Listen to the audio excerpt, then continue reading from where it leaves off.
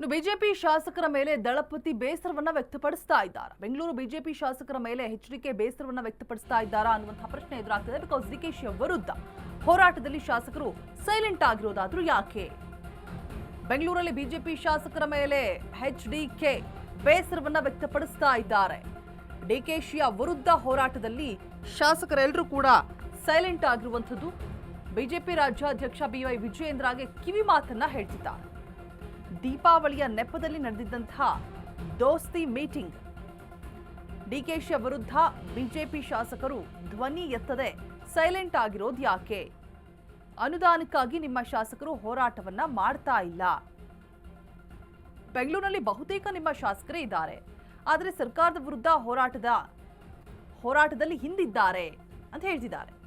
BJP ಶಾಸಕರ ಮೇಲೆ ದಳಪತಿಗಳು ಬೇಸರವನ್ನ ವ್ಯಕ್ತಪಡಿಸ್ತಾ ಇದ್ದಾರೆ. ಹೀಗಿದ್ರೆ ಬಿಜೆಪಿ ಚುನಾವಣೆ ಎದುರಿಸೋದು ಹೇಗೆ? ಸೂಕ್ಷ್ಮವಾಗಿ ಗಮನಿಸಿ, ಎಲ್ಲರೂ ಕೂಡ ಒಗ್ಗಟ್ಟಾಗಿ ಹೋದ್ರೆ ಲಾಭ ಇರುತ್ತೆ. Otherwise no use. ಬಿಜೆಪಿ ಶಾಸಕರ ಮೇಲೆ ಬೇಸರ ವ್ಯಕ್ತಪಡಿಸ್ತಾ ಇರುವಂಥದ್ದು ದಳಪತಿಗಳು. ಬೆಂಗಳೂರು ಬಿಜೆಪಿ ಶಾಸಕರ ಮೇಲೆ ಎಚ್ಡಿಕೆ ಬೇಸರವನ್ನ ಹೊರಹಾಕ್ತಿದ್ದಾರೆ. ಡಿಕೆಶಿ ವಿರುದ್ಧ ಹೋರಾಟದಲ್ಲಿ ಸೈಲೆಂಟ್ ಆಗ್ತಾ ಇರೋದು ಯಾಕೆ ಅನ್ನುವಂತಹ ಪ್ರಶ್ನೆಯನ್ನ ಮುಂದಿಡ್ತಾ ಇದ್ದಾರೆ. ಸೊ ದೋಸ್ತಿ ಮೀಟಿಂಗ್ ನಲ್ಲಿ ನಡೆದಿರುವಂತಹ ಒಂದಷ್ಟು ಚರ್ಚೆಗಳು, ರಾಜ್ಯಾಧ್ಯಕ್ಷ ಬಿವೈ ವಿಜಯೇಂದ್ರ ಕೂಡ ಕಿವಿ ಮಾತನ್ನ ಹೇಳ್ತಾ ಇದ್ದಾರೆ. ಅನುದಾನಕ್ಕಾಗಿ ನಿಮ್ಮ ಶಾಸಕರು ಹೋರಾಟವನ್ನ ಮಾಡ್ತಾ ಇಲ್ಲ ಅಂತ ಕೂಡ ಹೇಳಿದ್ದಾರೆ. ದೀಪಾವಳಿ ಸಂದರ್ಭದಲ್ಲಿ ನಡೆದಂತಹ ದೋಸ್ತಿ ಮೀಟಿಂಗ್ ನಲ್ಲಿ ಎಲ್ಲಾ ವಿಚಾರಗಳ ಬಗ್ಗೆ ಕೂಡ ಚರ್ಚೆ ಆಗಿರುವಂಥದ್ದು. ದಳಪತಿಗಳಿಗೆ ಈ ಹಿನ್ನೆಲೆ ಬೇಸರ ಆಗಿದೆ ಅನ್ನುವಂಥದ್ದು ಎದ್ದು ಕಾಣಿಸ್ತಾ ಇದೆ. ಬಿಕಾಸ್ ಅವ್ರು ಮುಂದೆ ಇಡ್ತಾ ಇರುವಂತಹ ಪ್ರಶ್ನೆಗಳನ್ನ ನೋಡ್ತಾ ಹೋದ್ರೆ ಬೆಂಗಳೂರಿನಲ್ಲಿ ಬಹುತೇಕ ನಿಮ್ಮ ಶಾಸಕರೇ ಇದ್ದಾರೆ. ಇವಾಗ ಹೆಚ್ಚಿನ ಡೀಟೇಲ್ಸ್ ಅನ್ನ ಕೊಡೋದಕ್ಕೆ ನಮ್ಮ ಪ್ರತಿನಿಧಿ ವಿವೇಕ್ ದೂರವಾಣಿ ಸಂಪರ್ಕದಲ್ಲಿ ಜಾಯಿನ್ ಆಗ್ತಾ ಇದ್ದಾರೆ. ವಿವೇಕ್, ದಳಪತಿಗಳಿಗೆ ಬೇಸರ ಆಗ್ತಾ ಇರುವಂತಹ ಮೇನ್ ಇಂಟೆನ್ಷನ್ ಏನಿದೆ? ಹಾಗೆ ದೋಸ್ತಿ ಮೀಟಿಂಗ್ ನಲ್ಲಿ ಯಾವೆಲ್ಲ ಮಹತ್ತರ ವಿಚಾರಗಳ ಬಗ್ಗೆ ಚರ್ಚೆ ಆಯಿತು? ಹೆಚ್ಚಿನ ಮಾಹಿತಿಯನ್ನ ಕೊಡೋದಾದ್ರೆ ವಿವೇಕ್. ಎಸ್ ರೋಷಾ, ಮೊನ್ನೆ ಅಷ್ಟೇ ಏನು ಕುಮಾರಸ್ವಾಮಿ ಅವರ ನಿವಾಸಕ್ಕೆ ವಿಜಯೇಂದ್ರ ಅಂಡ್ ಟೀಮ್ ಕೂಡ ಹೋಗಿದ್ದು. ಹೆಚ್ಚಾಗಿ ವಿಜಯೇಂದ್ರ ಆಪ್ತ ಬಣದಲ್ಲಿ ಗುರುತಿಸಿಕೊಂಡಿರೋ ನಾಯಕರೇ ಹೋಗಿದ್ರು. ಜೊತೆಗೆ ಚಲವಾದಿ ನಾರಾಯಣ ಸ್ವಾಮಿ ಅವರು ಕೂಡ ಕುಮಾರಸ್ವಾಮಿ ಅವರ ಮನೆಗೆ ಭೇಟಿ ನೀಡ್ತಾರೆ. ಭೇಟಿ ನೀಡಿ ದೀಪಾವಳಿ ಹಬ್ಬಕ್ಕೆ ಶುಭಾಶಯ ಕೋರೋ ನೆಪದಲ್ಲಿ ಭೇಟಿ ನೀಡಿ ಸುಮಾರು 1 ಗಂಟೆಗೂ ಹೆಚ್ಚು ಕಾಲ ಚರ್ಚೆಯನ್ನ ಕೂಡ ನಡೆಸ್ತಾರೆ. ಸುದೀರ್ಘವಾಗಿ ಅಂದ್ರೆ ಪ್ರಮುಖವಾಗಿ ನಡೆಸತಕ್ಕಂಥ GBA ಚುನಾವಣೆ ವಿಚಾರವಾಗಿ ಸಾಕಷ್ಟು ಚರ್ಚೆಗಳನ್ನ ನಡೆಸ್ತಾರೆ. ಮತ್ತೆ ಸಮನ್ವಯ ಸಮಿತಿ ಮಾಡೋ ವಿಚಾರದಲ್ಲೂ ಕೂಡ ಒಂದಿಷ್ಟು ಚರ್ಚೆಗಳು ಆಗುತ್ತೆ.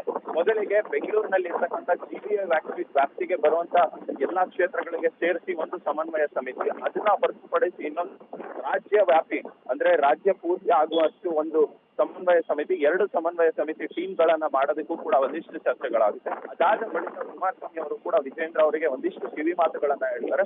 ಅದರಲ್ಲಿ ಪ್ರಮುಖವಾಗಿ ಯಾವುದು ಅಂದ್ರೆ, ಈಗಾಗಲೇ ಸರ್ಕಾರದ ವಿರುದ್ಧ ಯಾವುದೇ ಹೋರಾಟಗಳು ಅಂತ ಬಂದ್ರೆ ಬೆಂಗಳೂರು ಶಾಸಕರು ಪ್ರಮುಖವಾಗಿ ಎಲ್ಲೂ ಕೂಡ ಕಾಣಿಸ್ಕೊಳ್ಳೋದಿಲ್ಲ. ಎಲ್ಲ ಬೇರೆ ಕಡೆಯ ಶಾಸಕರು ಅಂದ್ರೆ ಬೇರೆ ಭಾಗದ ಬೇರೆ ಕ್ಷೇತ್ರಗಳ ಶಾಸಕರು ಕಾಣಿಸ್ಕೊಳ್ತಾರೆ. ಬೆಂಗಳೂರು ಭಾಗದ ಶಾಸಕರು ಯಾಕೆ ಈ ಪ್ರತಿಭಟನೆಗಳಲ್ಲಿ ಗೈರಾಗ್ತಾರೆ? ಮತ್ತೆ ಯಾವುದೇ ಒಂದು ವಿಚಾರ DK ಶಿವಕುಮಾರ್ ಅವರ ವಿರುದ್ಧ ಮಾತನಾಡೋದಾಗಿರ್ಬೋದು, DK ಶಿವಕುಮಾರ್ ವಿರುದ್ಧ ನಿಲ್ಲೋದಾಗಿರ್ಬೋದು, ಎಲ್ಲೂ ಕೂಡ ಬೆಂಗಳೂರು ಶಾಸಕರು ಮಾಡೋದಿಲ್ಲ. ಒಂದ್ ರೀತಿಯಾಗಿ ಎಲ್ಲೋ ಒಂದ್ ಕಡೆ ಬೆಂಗಳೂರು ಶಾಸಕರು DK ಶಿವಕುಮಾರ್ ಅವರ ಹಿಂಬಲದಲ್ಲಿ ನಿಂತಿರಂಗೆ DK ಶಿವಕುಮಾರ್ ಅವರ ಕಡೆ ಒಂದಿಷ್ಟು ಒಲವುಗಳನ್ನ ತೋರಿಸ್ತಾರೆ. ಯಾಕೆ ಈ ರೀತಿಯಾಗಿ ಮಾಡ್ತಾರೆ ನಿಮ್ಮ ಶಾಸಕರು, ಇದನ್ನೆಲ್ಲ ಸರಿಪಡಿಸ್ಕೊಳ್ಳಿ ಅನ್ನೋ ಇಷ್ಟು ಮಾತುಗಳನ್ನ ಕೂಡ ಕುಮಾರಸ್ವಾಮಿ ಅವರು ವಿಜಯೇಂದ್ರ ಹೇಳಿದ್ದಾರೆ.